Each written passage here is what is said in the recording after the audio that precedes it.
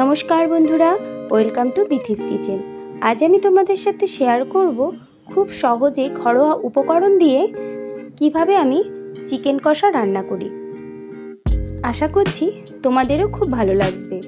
তাহলে চলো দেখে নেওয়া যাক খুব সহজ পদ্ধতিতে আমি কিভাবে চিকেন কষাটি রান্না করি। চিকেন কষা বানানোর জন্য এখানে আমি নিয়েছি 1 কেজি চিকেনগুলো আমি পরিষ্কার করে ধুয়ে নিয়েছি।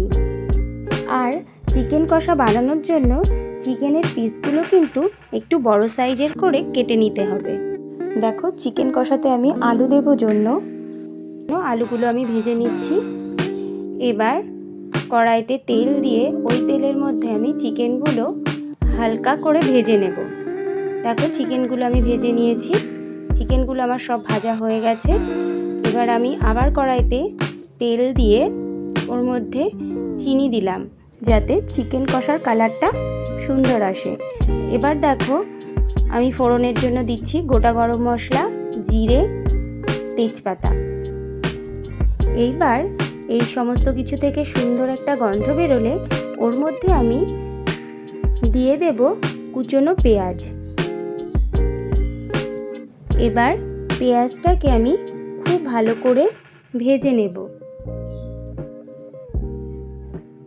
পেঁয়াজটা খুব ভালো করে ভাজা হয়ে গেলে ওর মধ্যে আমি অ্যাড করে দিচ্ছি 1 টিস্পুন রসুনের পেস্ট।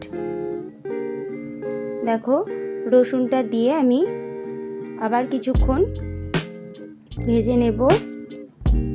তারপরে ওর মধ্যে আমি একটা মশলার পেস্ট অ্যাড করব। ওর মধ্যে দিয়েছি আমি একটা বড় সাইজের টমেটো, আদা, লঙ্কা সব একসাথে আমি পেস্ট করে নিয়েছি। এবার মশলাটা আমি পেঁয়াজের সাথে ভালো করে মিশিয়ে কষিয়ে নেব। তারপরে আমি কিছু গুঁড়ো মশলা অ্যাড করব। দিলাম পরিমাণ মতন হলুদ, আর দিচ্ছি 1 টিস্পুন জিরে গুঁড়ো, 1 টিস্পুন ধনে গুঁড়ো, আর দিচ্ছি স্বাদ মতন লবণ। এবার সমস্ত কিছু আমি ভালো করে লো ফ্লেমে 7-8 মিনিট কষিয়ে নেব। মশলাটা ভালো করে না কষিয়ে নিলে চিকেনের টেস্টটা ও কালারটা কিন্তু একদমই ভালো আসবে না।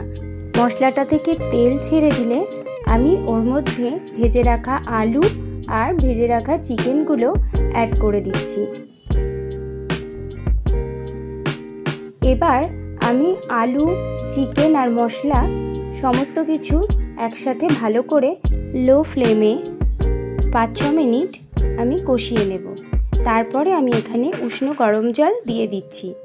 দেখো, উষ্ণ গরম জল দেওয়ার পরে আমি 5-6 মিনিট আবার ফুটিয়ে নেব। তারপরে ঝোলটা কমে গেলে আমি এর মধ্যে অ্যাড করে দেব গুঁড়ো গরম মশলা। দেখো, আজকে আমার চিকেন কষা কিন্তু একদম রেডি হয়ে গেছে। এটি কিন্তু ভাত, রুটি, লুচি, ফ্রাইড রাইস, পোলাও সব কিছুর সাথেই ভালো লাগবে। আর আজকে আমার এই খুব সহজ পদ্ধতিতে চিকেন কষার রেসিপি যদি তোমাদের ভালো লাগে তাহলে একটা লাইক করবে, আর অবশ্যই কমেন্ট করে জানাবে তোমাদের কেমন লাগলো। আর আমার চ্যানেলটা যদি এখনও না সাবস্ক্রাইব করা থাকে তাহলে অবশ্যই সাবস্ক্রাইব করার অনুরোধ রইল। আজ তাহলে আসি, আবার হাজির হব অন্য কোনো রেসিপি নিয়ে। ভালো থাকবে, সুস্থ থাকবে। ধন্যবাদ।